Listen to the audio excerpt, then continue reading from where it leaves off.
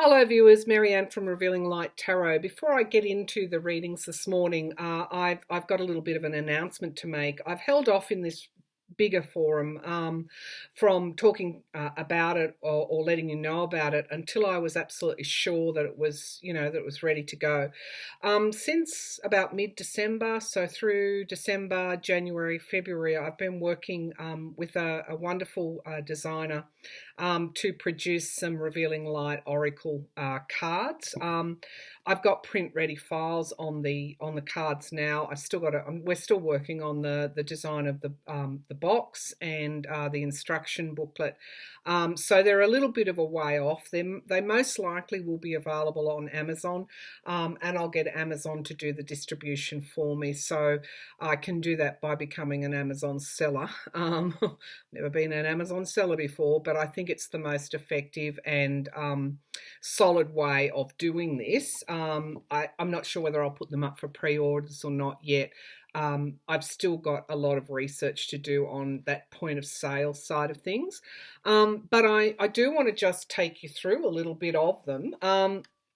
So basically, I've designed them around, a lot of things. I've used chakra coloring, and I've used elemental symbols, and I've used a little bit of astrology, and of course I've used imagery, and also keywords are on the cards. So what I want to do is make this as simple and as intuitive, using your intuition as possible, but not make it so hard that you don't know, you don't know where to start, or you're relying totally on, flying blind. So I've tried to strike that happy medium, but so that's the back of the cards. Of course, they carry my branding. Let me just see so that you've got no light on it. But we start off with the essence. I guess in a way this is like the Fool card. This is a Piscean energy, number one. It's all about the self, and the headline, of course, is Essence. The name of the card is Essence, and the sentence there is remembering who you are. So often we forget who we are, and sometimes we need to be reminded. And it just gives us that motivation again. So then we move to obviously drawing on numerology as well. I have been a student of numerology now for decades, and I sort of went away a bit from it, but I've come back into it, as is the case with astrology as well. And I love to say that I am the eternal student, so I hope that you will get some learning out of these cards as well. Number two is all about networks and partnerships, and this is a feeling card associated with the heart chakra, the green corresponding with the heart chakra. Of course, this color here, indigo, corresponding with the crown chakra, denoting a connection to spirit, and hence the elemental symbol of ether there. But here we move into that watery energy here, that Cancerian feeling energy, unconditional, the simplicity of loving connections. Sometimes we also need to remind that. So on any particular day, you can draw one of these cards, and you can either be reminded, or you can have some kind of enlightenment. They really are designed to be workable for you. We move to number three. This is a fire energy. Threes are all about creating, and this is called the journey, associated with the solar plexus chakra. The fire energy is here, as I said, Sagittarius, and this is journey. The greatest journey in life begins with one step. These are all my words, I might add. We move to number four, which is foundations. It's associated with the Gemini energy, freedom, and of course the throat chakra, which is all about communication, breaking out of self-imposed restrictions. Find your voice. So very, very important. This is all about you. Remember, these cards are all about you. Number five, which is again about the self. It's about exploration. That is the title of the card. We've got a third eye energy happening here, aligned with the third eye chakra.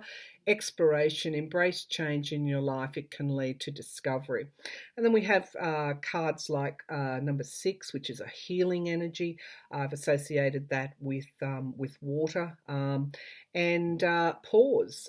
Take the time out to find stillness within. the answer you seek will arise. And that's reminding us when we quieten ourselves, when we do our meditation, we take time out, when we're sitting in that quiet energy and our thoughts aren't dominating, of course, we have those insights, and those insights lead to forward progress.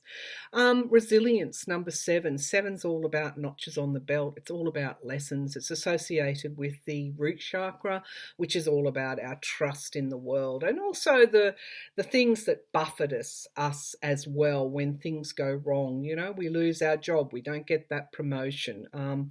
It's all about our security in our environment. And of course, the title of the card is Resilience. Even during the darkest storm, there is illumination within. Be your own guiding light and never give up. We move to make it happen. What do you love to do? Do what you love. And again, a Mars energy. They're bringing that astrology into it. Masterpiece, Renaissance, create your own masterpiece. Number 9, to me, always means that you're moving toward a completion and you're starting to think about your new beginnings. And then, of course, number 10, contemplation. What lies beyond is a new pathway and beginning. That is an energy associated with our connection to spirit, which is where everything begins and where everything ends and where everything begins again. So we just go on here. I particularly like this card. Some of these cards have been designed to coincide with my enlightenment. You'll see that each card has a high degree of light coming through that. That is gateway, and that is asking us to look for signs. To me, this is sort of like the Justice card in the tarot, in that Justice has a really divine connection, I feel, almost a karmic connection. And when we're sort of in that spiritual zone, we do start to initiate a return of things to us. That which is taken away from us starts to come back to us, and that is entirely because we've made that connection between the self and the divine. Some of us, relationships, absolutely. We need to remember the diversity of us and the diversity of humanity. And of course, there's a strength to this card when we join together, when we're in unity. Possible, number 10. Cooperation, conflict, and resilience are the building blocks of learning. And of course, our strength card as well is all about self-worth and understanding your self-worth. We've got change. You know, that these cards really follow a life cycle. They might start out sort of in a way the tarot does. They might start out with a new beginning, but they also mirror what life does chuck at us. And of course, change is one of those things, and adapting is another. And of course, opportunity, review, understanding, looking for the opportunities rather than the negativities. Hold your ground. What does that say? Sometimes you've just got to own it. Absolutely, you've just got to own it. And we move through to partnerships, giving and receiving. There is strength in unity. There are 40 cards in the pack. If I move to the next 21 to 40, I do have my favourites in this section. Oh, well, they're all favourites, but free fall. Nothing breaks as easily as a heart, nor mends as strongly. And you know, there's strength. That person is getting up off the couch and going out and finding new horizons. We have motivation. The hardest part of the climb is before the summit. Keep going. We talk about foundations.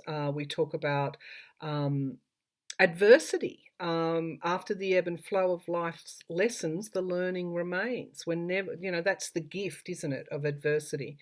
Moving on, finding balance within. So much of what we experience comes down to finding that balance. Perspective. I think I did a spirit file on perspective. Put your focus on your inner reality to avoid living in someone else's. And this is another favourite card, Way Shower. You, yes, you are the keeper and the teller of your truth. Absolutely, you are. And remembering that these cards correspond with the chakras.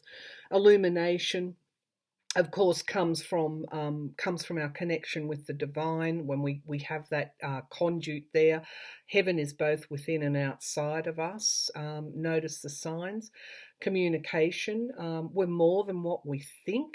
And we move through to manifestation. So now we're starting to get toward living in harmony with spirit, or God, or Buddha, or whatever your term is, living in harmony with everything around you, basically, and love as well.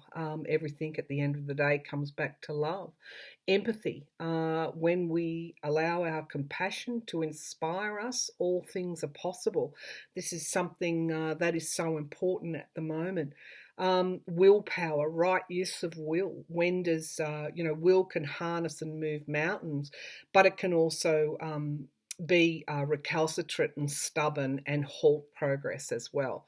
So there is a flip side, a positive and a negative here, I guess. I'm not saying that there are reversals in this card because the meanings are contained within.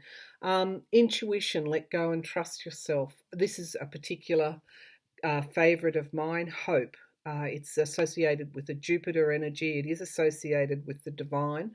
Even in the dark, the light of hope is just waiting to be seen. I think that's probably, if you look at my readings, probably one of my favourite cards there. That, male. This oracle is not gender specific. Males and females can use them. And then we look at techniques. Sometimes we've just got to be reminded of connecting, how to connect with spirit. We've got meditation, we've got life force, noticing that is the Fibonacci spiral there, noticing what is around us. We're connected to everything on this planet. Collective consciousness as we move to the ending of these cards. Awareness, we are more connected than what we think. And finally, number 40, another favourite of mine, divine connection. When we connect with spirit, life offers an abundance we may not have noticed before. So again, there's a simplicity in these cards that I guess I was trying to achieve, and I hope that I have. I think I have achieved that. And so really you could use them, you could sit down and use them now, and just without a guidebook, without an instruction sheet, and you would be able to get the benefit just from the imagery and the headings and the sentences, the words that are there, and your own intuition, of course, what each card means to you. If you take it a step further, if you understand what each of the chakras mean, then you start to deepen those connections as well. So, and a little bit of astrology, mostly just sun signs and planet and a few planets in there as well. It's not complicated. So they are Revealing Light Oracle. I'm pleased to say that that we've taken it this far and we haven't got much further to go, and hopefully they'll be out there before the end of this final financial year, and then I'll do a bigger print run at the beginning of next financial year, which is July, based upon demand for it. But I'll probably test with some pre-orders, but I'll keep you posted. Obviously, I did this as a labor of love. I did this in response to people asking me, could I teach about spirituality. This is something that you can have that will empower you to connect more strongly with spirit, with the divine. So I hope you like them. I will keep you up to date with the progress. But I just thought I'd quickly jump on and give you a bit of a preview of the Revealing Light Oracles. So I'm proud of what we've done. All right, and proud, when I say we, I mean this community. Absolutely this community, because I wouldn't have produced them if you hadn't have supported me. So they're our cards. Thank you.